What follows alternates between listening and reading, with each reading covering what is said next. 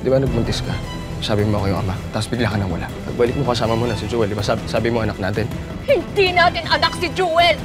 Anak ko yung bata, anak ko si Jewel, anak mo si Jewel. Bakit ngayon mo pa ito sinasabi? Dahil totoo! Kilala mo si Jewel, di ba? Ano naman, yung anak ni Seb at Maxine? Posibleng anak natin siya. Hindi naman pwede yung lukso-lukso lang ng dugo. Kung gusto mo malaman, sige, ipa-DNA test mo yung bata. Eto na yung mga result ng DNA test na pinagawa. Bakit? Di pa ako handa makita yung resulta eh. Sige, ako na muna mauna. Hindi ako yung ama ni Joel.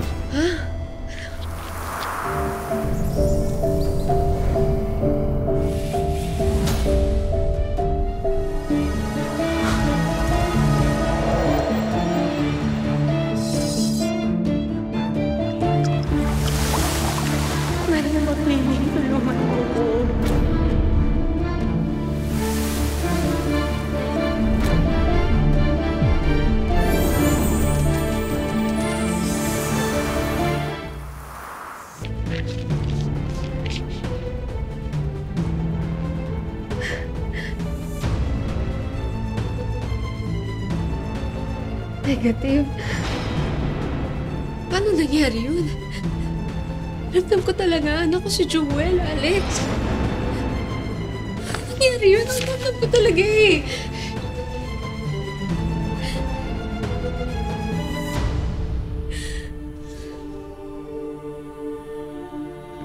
Amira, alam ko gusto mong maniwala na totoo yung sinasabi ni Chief Santi, pero siguro baka dapat tanggapin mo na lang na namatay na yung anak mo. Hindi ko matatanggap yun. Alam ko anak ko si Jewel. Yun ang rason kung bakit alam niya yung kantang kinakanta ko habang buntis ako. Alex, anak ko siya.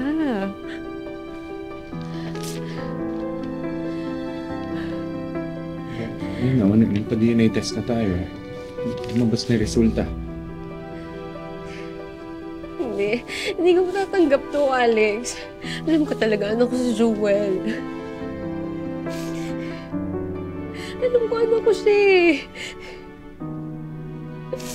Pag tinanggap ko to, parang pinatay ko na lang ulit yung anak ko. Anak ko siya. Anak ko siya.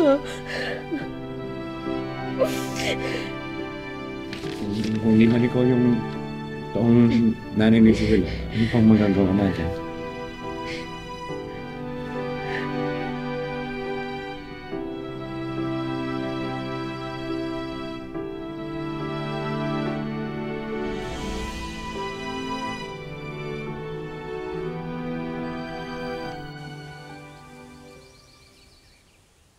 Amira naman! Ano naman ang magagawa pag nagpunta ka kay Jewel? Eh, hindi ba nakuha mo na yung DNA test result? Hindi mo nga anak yung bata. Pero narinig ko nga eh. Kinakanta niya yung kantang ginawa ko para sa batang nasa sinapupunan ko noon.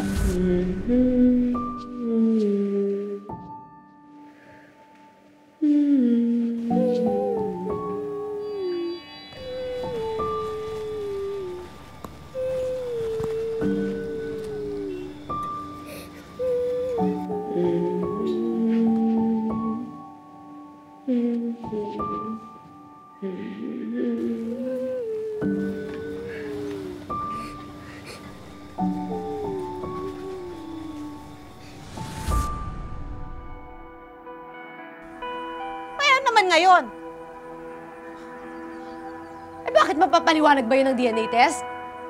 Nararamdaman ko Magnolia, anak ko siya! Hindi ko makakalimutan yung naramdaman ko noon, yung lukso ng dugo na naramdaman ko.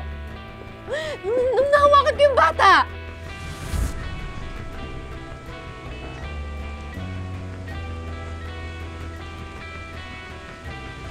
Ay, anong balak mo ngayon?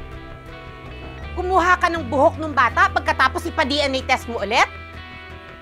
O papakantahin mo yung bata para mapatunayan na anak mo talaga siya?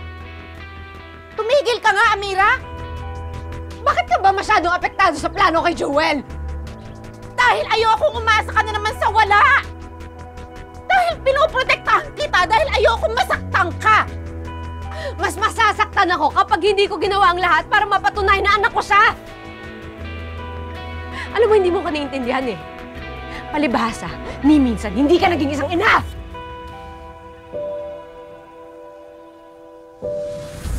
Hindi ko matanggap. Hindi ko matanggap. Hanggang ngayon, hindi ko matanggap na patay na ang anak natin. Ang bata-bata pa ni Cheryl.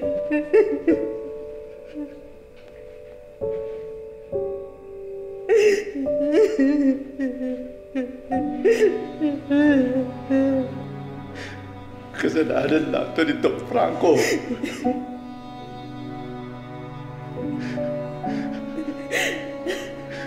Pinaniwala niya kung gagaling anak natin sa all-in-one drops ng Dexertium niya. Pero sinungaling siya.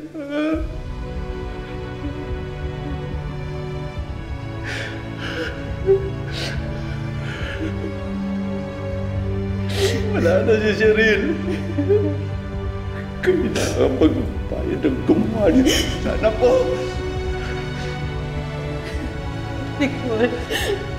Victor, pangako mo sa akin.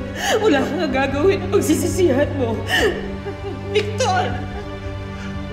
Victor, hinala kita. Hinala kita ko sa mata mo. Para mo nangawa. Huwag.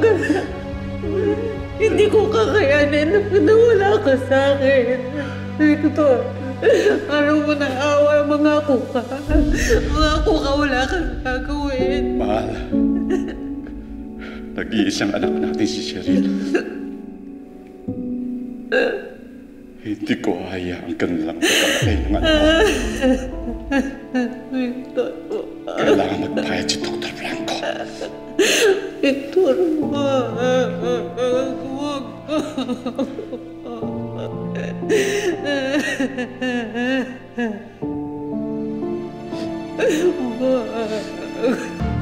Victor,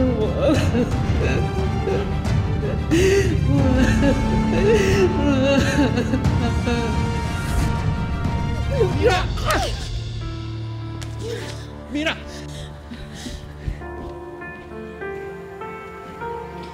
Ano nangyayari dito? Narinig ko kayo nagsisigawan. Wala. Ba't ka ba nandito? Di ba day off mo? Ang day off pwede reschedule.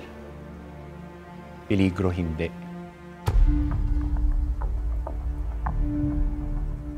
Pinapalabas mo ba na ako ang banta sa buhay ni Amira? Wala akong sinabing ganun. Sa trabaho ko, hindi pwedeng ibigay ang tiwala ng basta-basta. Kailangan alisto ako. Kasi maraming ahas at manloloko na kahit saan nakakapagtago.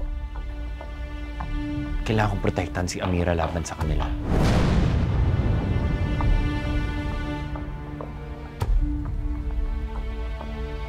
Ako ang mas nakakaalam kung paano protektahan si Amira.